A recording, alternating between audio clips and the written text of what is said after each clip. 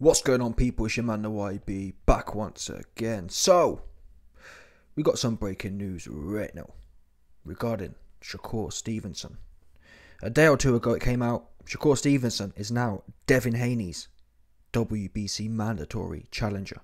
WBC president Mauricio Suleiman has confirmed. He said Haney has until this Friday, July 21st, to decide if his next fight will be Shakur at lightweight or Regis Prograis at super lightweight. Now, I like this, but I'm surprised because I don't really think Shakur gets the point. Shakur came out after seeing this and basically retweeted this from Michael Benson, confirming it's true. Well, we know Mauricio did say this, so it obviously is true. But I don't know what Shakur really playing at, because Shakur's whole beef was, I did a video on it, Shakur wanted 50-50 against Dev. I'm afraid to break the news to him. Yeah? When you are mandated as a challenger, the base pay is no more than 25-30%. I believe it's 25. We know this because the WBC had the same situation with Dillian White a year or two ago. So I'm like, wait a minute. Devin offered Shakur 25% initially. I reckon if Shakur was smart, he probably could have bumped it up to 30%. But now, he's been offered 25 already, and now Shakur's celebrating this as if it's a W. What? I don't know. Maybe Shakur's ill-informed. Maybe Shakur thinks it's been mandated, so now it's mandatory for Devin to fight me for 50-50, which it definitely isn't. Not in a month for Sundays. But the good news is that, I mean, this actually makes it harder for Shakur to duck. Yeah, I don't think Shakur really appreciates the position he's now in, which is, you got no excuse not to fight him. Yeah, it's been mandated. If Devin wants to fight you at 25%, you'll have to do it. Do you know? Now, there's no more. Shakur can't do no more politicking about, I need 50-50. Stop trying to price me out, because you're mandated now, which means you have to get your mandated ass in there for 25%. Otherwise, you become the duck now, the clear duck. You can't hide behind the money because you said you wanted the mandatory. Well, you got your mandatory. Oops. And let me show you the next one as well. Here it is. Yeah, you can see here basically. Look, he's put in Shakur Stevenson exclamation marks. Shakur Stevenson's managers have now formally contacted the WBO and requested that they make Shakur the WBO mandatory challenger for Devin Haney's lightweight world titles after already being confirmed as his WBC mandatory. I'm not sure of Shakur's angle here. Is it possible? I don't know. I don't believe so. But if a fighter is mandatory for 2 belts, does that change the percentage split? I don't think so. All governing bodies are similar, around 25-30%. Is it possible he gets to bump up to 30%? Maybe, but it definitely ain't 40%. There's no mandatories getting 40% at a split. And even then, it's kind of like, well, Devin has other options. Devin can fight Prograis at 140. What would I advise? Both are southpaws, both are hard fights. I actually have Devin, because of the southpaw element, I have Devin as the underdog in both of them fights. I would bet, in fact, yeah, I'll bet on Shakur winning on points, and I'll bet on Prograis winning on points, just because of what I've seen recently. But either way we look at this year, one thing we can say about US boxing, it's going somewhere at the moment. UK boxing fell off, but US boxing is popping. We've got Spence and Crawford, which is going to be at least a duo, at least 2 back-to-back fights.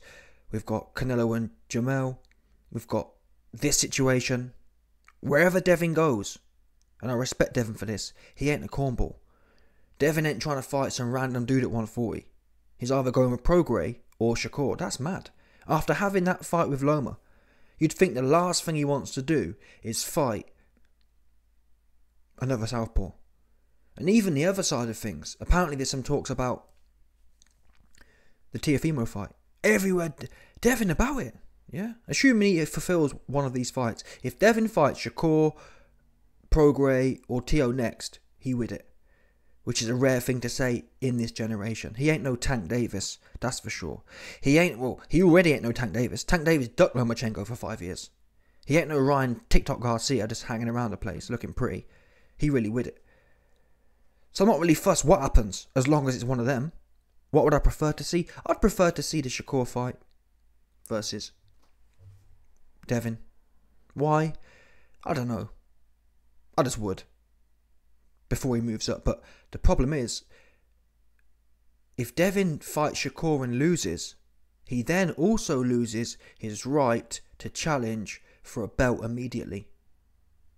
If Devin loses to Shakur, and in fact, if Devin loses to Shakur, he won't have a rematch clause.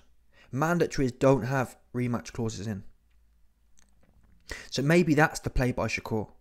Maybe Shakur's saying, I wasn't prepared to fight Devin Haney for 25% and a rematch clause, but I'll fight him for 25%, take his belts, and then if he wants them back, I'm daddy. Which I respect. But Shakur never communicated that. Shakur was just saying, I want 50-50. Shakur never complained about a rematch clause. So I don't really know what's going through his head right now. I ain't got a clue. Does Shakur really want it? Or is Shakur trying to force Haney out of the division? If that makes sense. Which could be the case. If Shakur doesn't want to fight... if Devin doesn't want to fight Shakur, he's only got until July 21st. And in fact, that's the last thing I want to talk about. This cornball WBC guy. Haney has until this Friday, 21st of July. That's like 4 days. Mauricio Sulaiman. Devin Haney's out here. He's literally... Wait a minute. Devin Haney just fought Loma a month ago, or whatever it was. He's just fought Loma, and this guy Mauricio... And to be quite frank, I don't even knock it from a purist point of view. Really, upper leaf champions should be fighting the best twice a year, which isn't a lot, people. Yeah, it's not. If you have a 12-week, or even if you have a 16-week camp, that means 8 weeks. I mean, how many people in the world, get 16 weeks off their job? Not many. Yeah, in fact, none. So, these boxers, fighting twice a year requires you at most to be in the gym for 4 months out of 6. Or 8 months out of 12. You get 4 months off a year. Don't tell me that you can't fight twice a year. Yeah, I fight twice a year and have 2 months off. Who wouldn't want to do that job? Who here wouldn't want to work for 4 months and have 2 months off? Yeah, so they should be fighting back-to-back top opponents every time. Every 6 months. So, like I said, from a purist point of view, I respect it. Where I don't respect it is this Mauricio guy in the UK, Tyson Fury.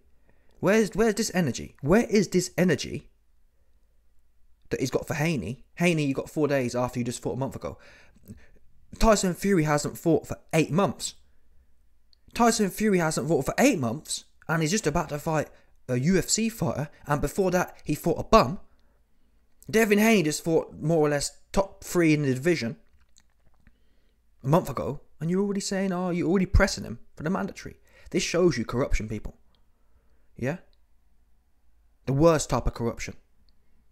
The type that allows one person to do one thing and another person to do another. And like I said, I'm glad that Devin's not being pressured. That's how it should be, but it should be consistent.